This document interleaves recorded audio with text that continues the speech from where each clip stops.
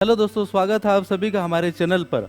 आज हम बात करेंगे एक ऐसे मुद्दे पर जो बहुत चर्चे में रहा है, नीट 2024 का स्कैम। ये एक गंभीर मामला है जो हजारों मेडिकल एस्पिरेंट्स की जिंदगी को प्रभावित करता है। तो चलिए शुरू करते हैं।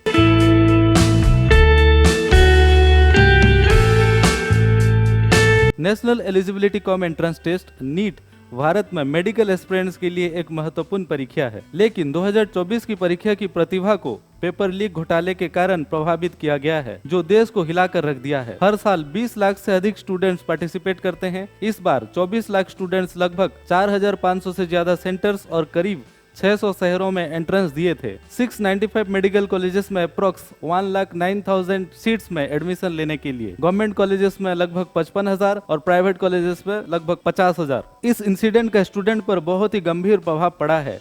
आइए देखते हैं इस घटना ने स्टूडेंट की मेहनत और उनके मनोबल पर क्या असर डाला। कई स्टूडेंट्स ने इस एग्जाम के लिए महीनों तक दिन रात मेहनत की थी, लेकिन इस लीक की वजह से उनका भरोसा टूट गया है। कई स्टूडेंट्स ने अपनी तैयारी में दिन रात एक कर दिया था। उन्होंने एक्सपेंसिव कोचिंग क्लासेस ज्वाइन की थी, स्टडी मटेरियल खरीदा था और अपने पर्सनल कमिटमेंट्स को साइड में रखा था। इस इंसिडेंट की वजह से स्टूडेंट्स में अनसर्टेनिटी और एंजाइटी का माहौल बन गया है।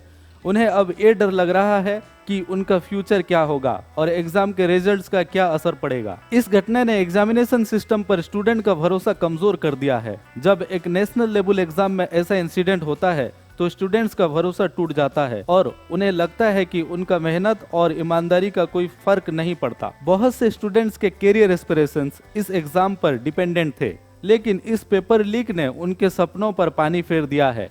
ये एग्जाम उनके मेडिकल करियर का पहला कदम था और अब उन्हें लगता है कि उनका हार्डवर्क वेस्ट हो जाएगा। इस इंसिडेंट के बाद स्टूडेंट्स को अब फ्यूचर स्टेप्स पर सोच पड़ रहा है। उन्हें दोबारा से एग्जाम की तैयारी करने पड़ सकती है और इसके लिए उन्हें अपनी स्ट्रेटेजी को रिवाइज करना होगा। नीट पेपर लीक के मुद्दे में ये हुआ कि कुछ सेंटर्स और कोचिंग इंस्टीट्यूट्स के माध्यम से पहले ही एग्जाम के क्वेश्चंस स्टूडेंट तक पहुंच गए थे। रिपोर्ट्स के मुताबिक इसमें कुछ लोगों ने सोशल मीडिया प्लेटफॉर्म्स और व्हाट्सएप ग्रुप्स का इस्तेमाल किया था क्वेश्चन पेपर को शेयर करने के लिए। ये ग्रुप्स और नेटवर्क्स पेपर लीक ऑर्गेनाइज करने में इन्वॉल्व थे। अब समझते हैं कुछ स्टेप्स के जरिए। 9 फरवरी 2024 की बात है। एनटीए ने रजिस्ट्रेशन शुरू करा। ये रजिस्ट्रेशन 9 मार्च को क्लोज होनी थी, लेकिन 16 मार्च तक इसकी डेट बढ़ा दी गई। ऐसा यूजुअली हर साल होता है। 16 मार्च के दिन रजिस्ट्रेशन बंद हो जाता है, लेकिन फिर से 9 अप्रैल 2024 को रजिस्ट्रेशन कंप्लीट होने के 24 दिन बाद फिर से 2 दिन के लिए खोल देता है और इसका रीजन देते हुए ये कहता है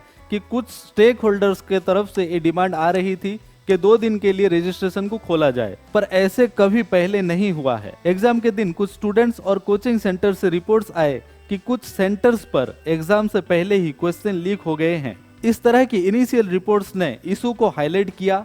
फिर एक इशू सामने आया। पेपर लीक होने का मुख्य इंसिडेंट बिहार में हुआ। ये पेपर लीक एग्जाम के एक दिन पहले ही सामने आया। इस स्कैंडल में कई लोग शामिल थे, जिसमें एक जूनियर इंजीनियर सिकंदर प्रसाद यदवेंदु को इस इंसिडेंट का मास्टरमाइंड माना गया। यदवेंदु ने अपने भतीजे और दूसरे स्टूडेंट्स को लीक्ड पेपर प्रोवाइड किया था और ये पेपर उन्हें 32 लाख रुपए तक में बेचा गया था। गुजरात में एक स्कूल टीचर ने 10-10 लाख रुपए लिए और उनकी पेपर सॉल्व करने में मदद की। पुलिस ने एक टीचर से इन एडवांस दिए गए 7 लाख रुपए जब्त किए। दोस्तों, इतना ही नहीं, गोधरा में एक एग्जामिनेशन सेंटर और एक कोचिंग इंस्टीट्यूट मिलकर पूरा का पूरा खेल चला रहे थे, जहां final OMR sheet coaching institute के टीचर द्वारा भरने की भी खबर मिली। और भी बहुत सारी जगह से रिपोर्ट्स आना शुरू हुआ। मुंबई में कुछ एग्जामिनेशन सेंटर्स पर क्वेश्चन पेपर लीक होने की रिपोर्ट्स मिली थी। कुछ स्टूडेंट को एग्जाम से पहले ही क्वेश्चन पेपर मिल गए थे जो चीटिंग के लिए यूज किए गए। पुणे में भी सिमिलर तरीके से इंसिडेंट्स रिपोर्ट किए गए। कुछ स्टूडेंट्स ने हाईटेक डिवाइसेस का यूज करके चीटिंग की और कुछ एग्जामिनेशन सेंटर के स्टाफ के साथ मिलकर आंसर शेयर किए। नागपुर में भी कोऑर्डिनेटेड चीटिंग के केसेस सामने आए।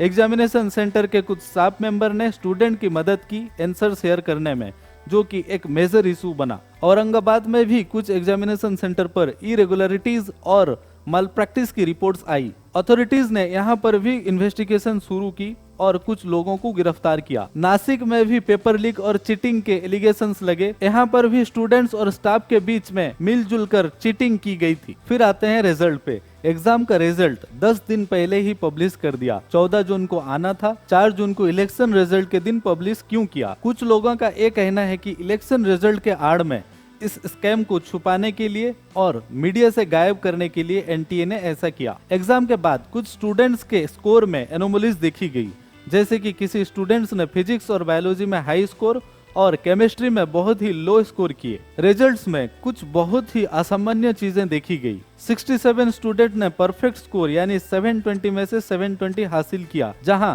2023 में 2 और 2022 में 4 स्टूडेंट फुल मार्क्स सिक्योर किए थे। पर ये पहली बार हुआ है। इसमें से 6 स्टूडेंट एक ही एग्जामिनेशन सेंटर से थे और उनके रोल नंबर एक कंटिन्यूअस सीरीज में थे, जिससे चीटिंग या मैनिपुलेशन का शक हो रहा है। कुछ स्टूडेंट्स के मार्क को लेकर रिजल्ट बहुत ही स्ट्रेंज था। एक विजुअल से ये समझते हैं, नीट के एग्जाम में टोटल 200 क्वेश्चंस आते हैं और 180 क्वेश्चंस अटेम्प्ट करना होता है। हर एक सही आंसर पे 4 मार्क्स मिलते हैं और रॉन्ग आंसर पे 1 मार्क माइनस होता है। अगर कोई कैंडिडेट 180 क्वेश्चन का सही आंसर देता है तो वो 720 मार्क्स सिक्योर करेगा, और अगर एक भी क्वेश्चन का गलत जवाब देता है तो 4 मार्क्स वैसे ही माइनस होंगे और गलती के लिए 1 मार्क नेगेटिव मार्किंग के अनुसार माइनस होगा, यानी वो कुल मिला के 5 मार्क का नुकसान करेगा। इसका मतलब ये हुआ कि एक रॉन्ग आंसर पे वो 720 में से 715 सिक्योर करेगा। अगर एक क्वेश्चन को टोटली अटेम्प्ट नहीं किया तो 716 सिक्योर करेगा, नहीं तो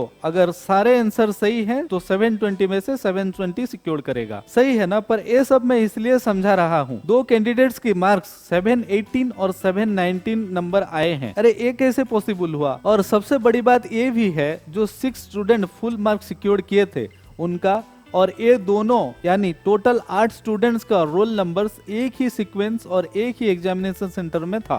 क्या ये पॉसिबल है? एनटीए का ये कहना है कि टेक्निकल ग्लिचेस और अदर इश्यूज के कारण 1563 कैंडिडेट्स को ग्रेस मार्क्स दिए। इन मार्क्स की वजह से कुछ स्टूडेंट्स के स्कोर में सिग्निफिकेंट चेंजेस आए, जो एग्जाम के फेयरनेस पे सवाल उठाता है। डिस्क्रिपेंसीज को रिजल्व करने के लिए कई कैंडिडेट्स के स्कोर रिवाइज किए गए। इस इंसिडेंट ने नीट जैसे कॉम्पिटिटिव एग्जाम्स के इंटीग्रिटी और फेयरनेस को लेकर बड़े सवाल खड़े किए और फ्यूचर में स्ट्रिक्ट सिक्योरिटी मेजर्स को इम्प्लीमेंट करने की जरूरत को एम्फसाइज किया। इस सब को देखते हुए स्टूडेंट्स और उनके परिवार, टीचर्स और पॉलिटिकल लीडर्स सब ने इस मामले में थोरो इन्वेस्टिगेशन की डिमांड की थी। सुप्रीम कोर्ट से भी इस मामले की इन्वेस्टिगेशन सुपरवाइज करने की मांग की गई थी, ताकि ट्रांसपेरेंसी और फेयरनेस बनी रहे। नीट 2024 पेपर लीक के संबंधित कई केसेस दर्ज किए गए हैं।